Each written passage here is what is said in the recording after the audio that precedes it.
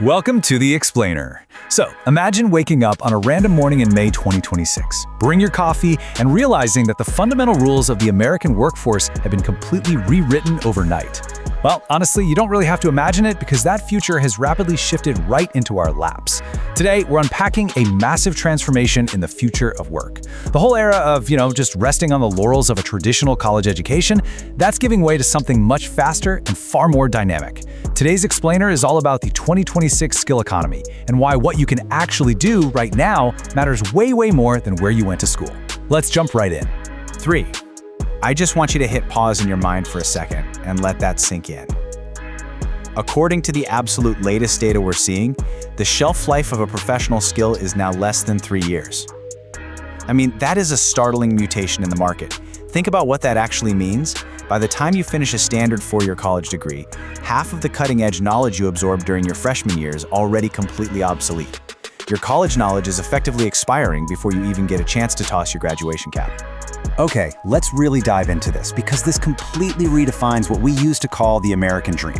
We've got the legacy model, right? You go to college, you land a solid job, and you just park yourself there for 30 years. Well, that model's gone. Contrast that with the urgent new reality of the 2026 model. This new model demands continuous reskilling and highly rewards speed of execution.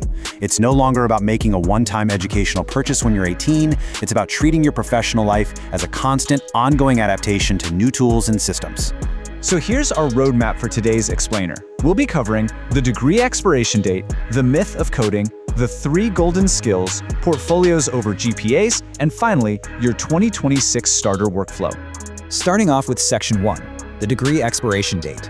What's really interesting here is that major employers, we're talking giants like Walmart and Google, are actively scrubbing degree required from their job postings right now.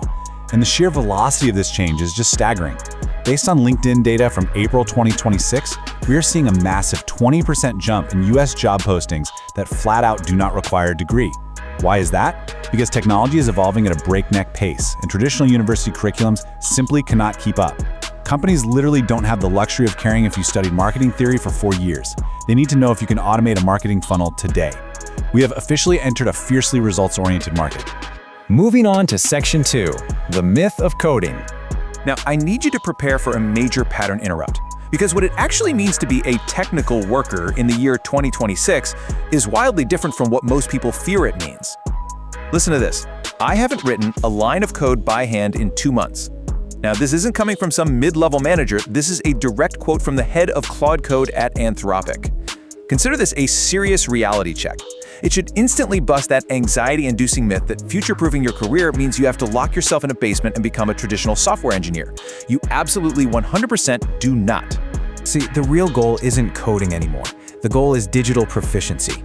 This means knowing exactly how to direct the AI rather than acting as the machine yourself. The modern worker is basically a manager of automated tools. It's all about giving the right instructions to the right software to get the result you want instead of doing the tedious manual computation all by hand. Which brings us to Section 3, The 3 golden skills. If you're a beginner looking to build the ultimate arsenal to stay relevant in this crazy landscape, there are 3 golden skills you need to master. Let's demystify the first one right now.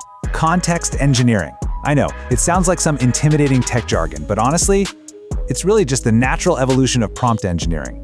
Think of yourself as a friendly translator. Context engineering is simply your ability to hand an AI agent the precise data and the exact goals it needs to solve a complex problem for you. You provide the context, the AI does all the heavy lifting. So the crucial point is that you don't just learn a single skill anymore. You have to build what we call the 2026 skill stack, which is made up of 3 core pillars. First up is no-code automation, using tools like Zapier or Make. Listen, if you can connect App A to App B and save your company 5 hours of human work a week, you are an absolute hero. Second is context engineering, which we just touched on. And third is AI literacy, knowing exactly which tool to pull from your tool belt. Like, do you use ChatGPT for logic, Perplexity for research, or Notion AI for your documentation? When you stack these 3 skills together, you essentially become an operations wizard, capable of doing the work of 5 people. And the best part? You can learn these through tutorials in weeks, not years. All right, Section 4, portfolios over GPAs. The new reality of the job market is heavily skewed right now. An overwhelming 80% of US employers now place the highest value on demonstrated ability, meaning portfolios, over a GPA. Knowing the skills is one thing, but proving you know them is entirely different. And let me tell you, the answer is no longer your college transcript.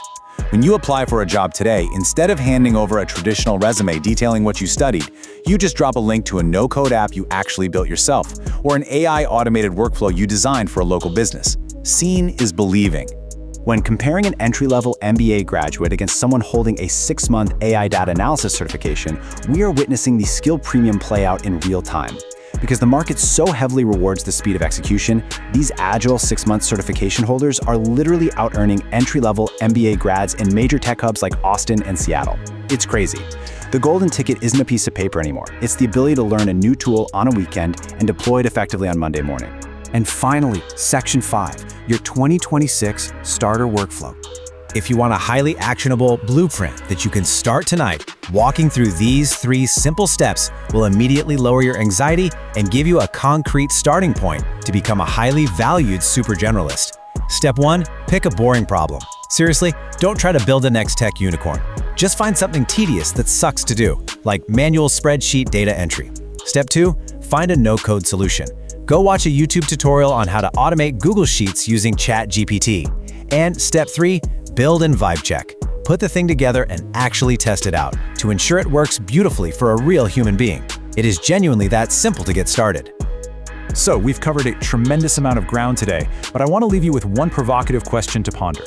What's the one skill you're betting on for 2026? Whether it's mastering AI agents or building out no-code systems, I just want you to remember this incredibly exciting fact. You are absolutely not stuck with the career path you chose when you were 18 years old. In the 2026 skill economy, you have the power to completely reinvent your career, and you can start doing it this very weekend. Thanks so much for joining me on The Explainer, and keep learning.